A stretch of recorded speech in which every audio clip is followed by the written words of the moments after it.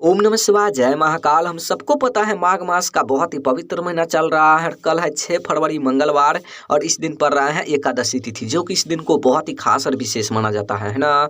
देखिए, यदि आपके घर में धन संपदा की बहुत कमी है, व्यापार में उन्नति नहीं हो रही है, नौकरी नहीं लग रहे हैं, या आपके मन में कोई भी मनोकामना है, कोई भी इच्छा है जो कि काफ़ी दिनों से अधूरी है, पूरी नहीं हो पा रहे हैं, तो ये वीडियो आपके लिए है। पूज्य गुरुदेव की कथा सुनकर बहुत अच्छे से बताऊंगा। बस आपको एक बूंद घी से अचूक उपाय करना होगा। आपका जो भी मनोकामना होगी, जो भी इच्छा होगी, पूरी जरूर होगी, है ना।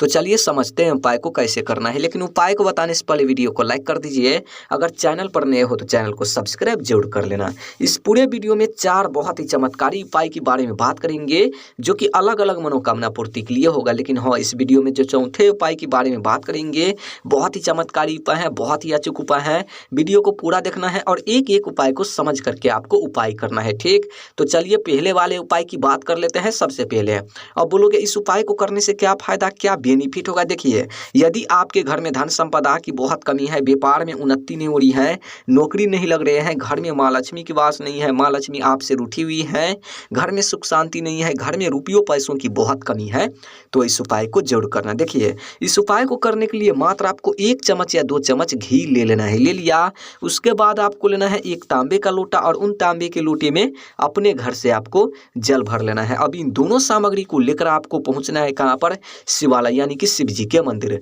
देखिए, हम सभी को पता है कल है 6 फरवरी मंगलवार और इस दिन पड़ रहा है एकादशी तिथि। बहुत ही शुभ दिन है। पूज्य गुरुदेव ने बोला है कि ऐसी विशेष तिथि पर जाए तो इस विशेष उपाय को करने से मत चूकना। बहुत ही चमत्कारी उपाय है, बहुत ही अचूक उपाय है। देखिए, मंदिर जाते ही सबसे पहले आपको क्या करना है, जो आप 1 लोटा जल लेकर गए हैं, उत्तर साइड मुख करके खड़े होनी है और 1 लोटा शिवलिंग पर जल समर्पित कर देना है। आई बात समझ में। देखिए, जल को समर्पित कर लेने के बाद जो आप 1 चम्मच या 2 चम्मच घी लेकर गए हैं, उन घी को अपने हाथ में लेना है। शिवलिंग के सामने आपको खड़े होनी है। जो भी आपके जीवन में धन की समस्या है, व्यापार की, नौकरी की, महादेव से प्रार्थना करनी है कि धन की समस्या दूर हो, व्यापार में उन्नति हो, घर में माँ लक्ष्मी की वास हो, रुपयों पैसों की कभी कमी ना हो।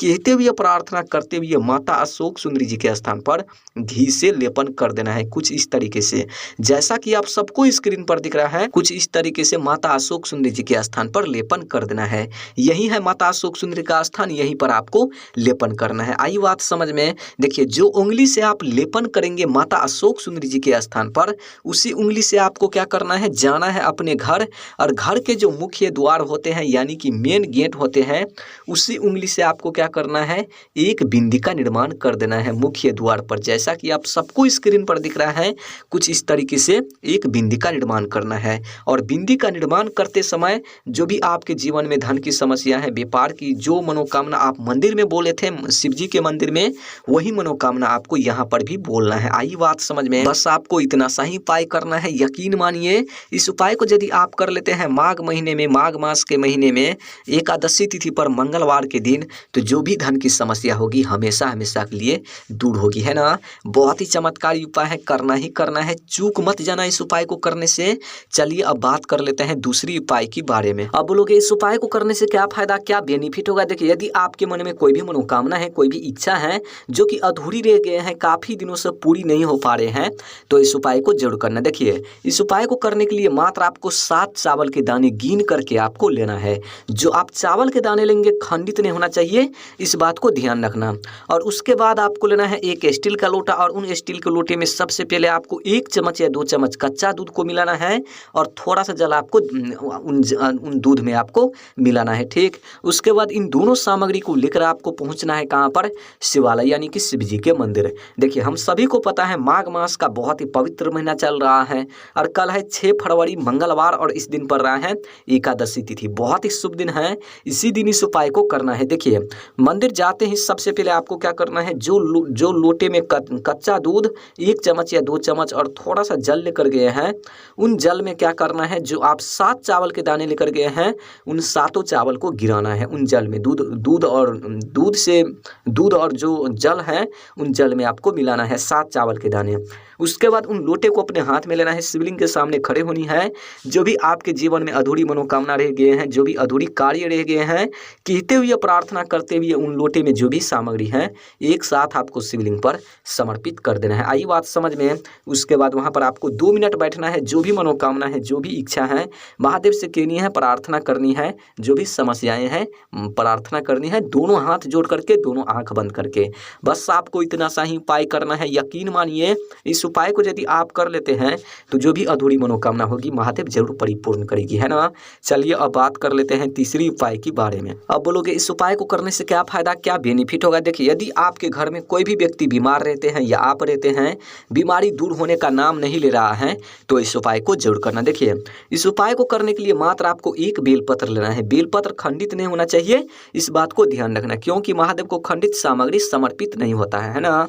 उसके बाद आपको लेना है एक तांबे का लोटा और उन तांबे की लोटे में अपने घर से आपको जल भर लेना है। अब इन दोनों सामग्री को लेकर आपको पहुंचना है कहाँ पर, शिवालय यानी कि शिव जी के मंदिर। देखिए, हम सभी को पता है कल है एकादशी तिथि। देखिए, मंदिर जाते ही सबसे पहले आपको क्या करना है, जो आपके पास एक लोटा जल है उत्तर साइड मुख करके खड़े होनी है, यानी कि नॉर्थ डायरेक्शन, और श्री शिवाय नमस्तुभ्यम का जाप करते हुए एक लोटा सबसे पहले आपको जल समर्पित कर देना है। आई बात समझ में। देखिए, जल को समर्पित कर लेने के बाद जो आप एक बेलपत्र लेकर गए हैं, ध्यान से समझना मेरी बात को, उन बेलपत्र को अपने हाथ में लेना है, शिवलिंग के सामने खड़े होनी है और कुंदकेश्वर महादेव इस मंत्र का जाप करते हुए उन बेलपत्र को शिवलिंग पर समर्पित कर देना है। देखिए, बेलपत्र समर्पित करने का तरीका है, जब आप बेलपत्र समर्पित करेंगे तो बेलपत्र के जो डंडी होते हैं वो डंडी आपको रखना है जलाधारी कोर, और जो पत्ती होते हैं वो पत्ती आपको रखना है शिवलिंग कोर। कुछ इस तरीके से बेलपत्र को समर्पित कर देना है। उसके बाद वहां पर आपको 2 मिनट बैठना है, 2-3 मिनट दोनों हाथ जोड़ करके, दोनों आंख बंद करके, जो भी आपके जीवन में बीमारी है, रोग है, कष्ट है, परेशानी है, जो भी संकटे हैं, केनी है, महादेव से दूर करने के लिए प्रार्थना करनी है। इतना चीज कर लेने के बाद उन बेलपत्र को वापस से उठाना है शिवलिंग पर से और लेकर आपको जाना है कहाँ पर, घर।